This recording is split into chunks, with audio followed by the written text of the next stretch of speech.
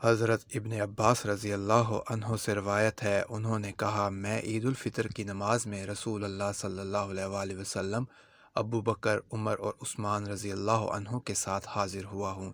یہ سب خطبے سے پہلے نماز پڑھتے تھے، پھر خطبہ دیتے تھے۔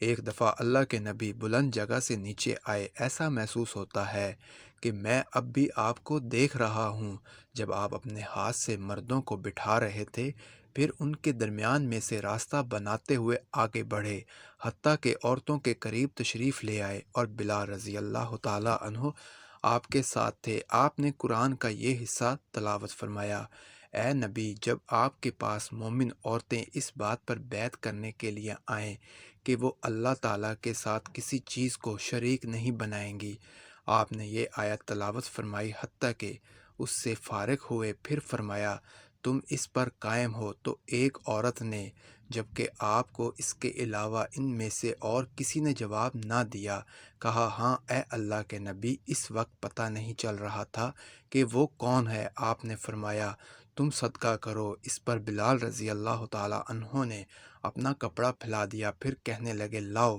تم سب میری ماں باپ قربان ہو۔ تو وہ اپنے بڑے بڑے چھلے اور انگوٹھیاں بلال رضی اللہ تعالیٰ عنہ کے کپڑے میں ڈالنے لگے۔